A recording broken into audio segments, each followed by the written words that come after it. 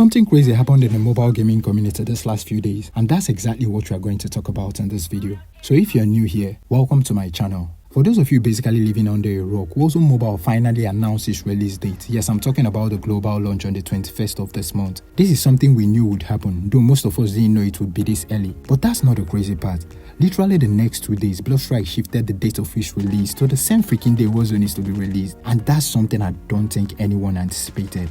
Personally, I don't think the decision made by BloodStrike was a good one, especially when you consider the new update Warzone Mobile just dropped. And before you tell me I might be wrong, allow me to give my reasons. So let's start with Warzone. I assume we didn't know this, but COD is a household name. Its player base has been relevant for as long as most of us can remember, with a wide coverage of age differences. Warzone was a game released around this time of the month in 2020 for PC and console, with crossplay feature integrated. It got a lot of traction and popularity in 2020 when the pandemic hit, and has one of the most memorable maps ever on a battle royale game like Verdansk and Rebels Island, just to name a few. The game isn't perfect though, with ups and downs ever since its release. The down part being the release of Warzone 2, which made the core fans of Warzone wish it was back to how everyone remembers it, from the map design to the movement in game, and the up part being the release of Modern Warfare 3, which was just last year, bringing back a huge portion of the game everyone missed, like the fluid movement and at least one of the old maps like Fortune's Keep. The game has lost a considerable amount of its player base, but a lot of players still stuck around even till today. Also, the release of Modern Warfare 3 brought back some other content creators to the game, also bringing back some OG fans too.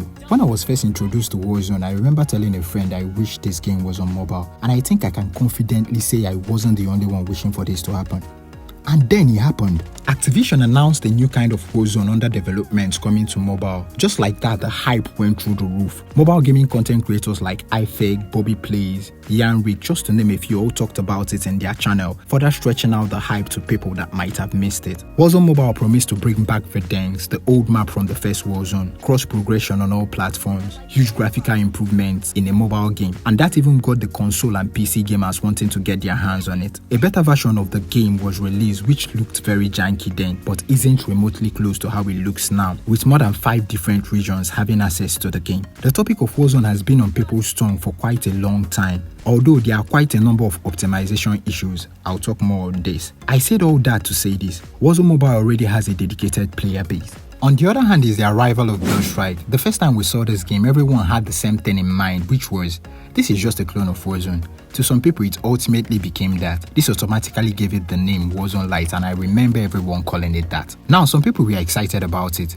Few content creators made a video or two about it when the beta came out and became available, and it quickly gained some traffic too. Most mobile gamers got their hands on it as a Warzone Mobile replacement, me included, mostly because of the huge optimization problems with Warzone and the necessity of having a beefed up device in order to run the game comfortably. Although picking up BloodStrike felt like Warzone knockoff at first, you immediately realize these two games aren't necessarily the same thing. This is actually a great game, and I really mean that when I say it. I'll put it this way. You see, BloodStrike is what happens when Free Fire, Apex Legends and Warzone give birth to a baby. Also, BloodStrike got something Warzone Mobile has been struggling with, and that's called optimization and a very fluid movement generally. Due to the fact BloodStrike is more optimized, gamers having difficulty in playing Warzone switches to BloodStrike instead, mainly as an alternative, and that's where the problem lies. In my opinion, BloodStrike has been optimized for quite a long time now and runs smoothly on almost every device I've seen it played on. I was thinking this game should have been launched already earlier this year. Well,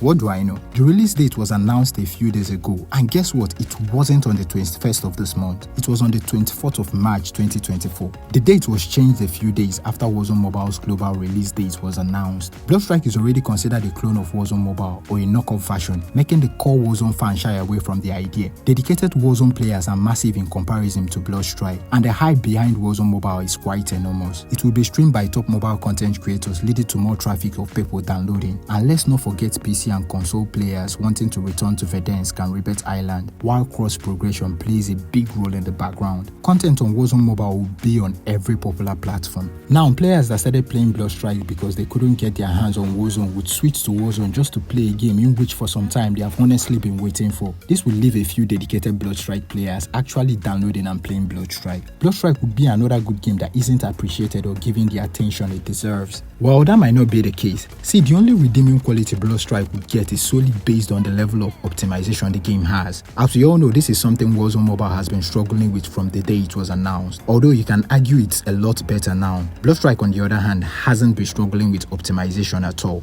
The only way I see BloodStrike getting the attention it deserves is if Warzone doesn't fix their optimization issues, and at the moment I fear that's exactly what happened. Warzone Mobile just released a huge update. Now this update came with different options for frame rates from 30 FPS to uncapped, and also the visual quality got different options too, from minimum to max. Personally, I've not had a first-hand experience about this update, but every review so far has been positive, and if that's the case, then I don't know the future of BloodStrike. Would BloodStrike still be relevant after this global launch? I guess we just have to wait to find out. That's all for today, guys. I just gave you guys my own perspective to the whole release date thingy, so I'd really love to know your thoughts about this particular topic in the comment section below, and I'll surely reply to everyone. Also, like this video if you enjoyed it, hit the subscribe button, and I'll catch you guys in the next one.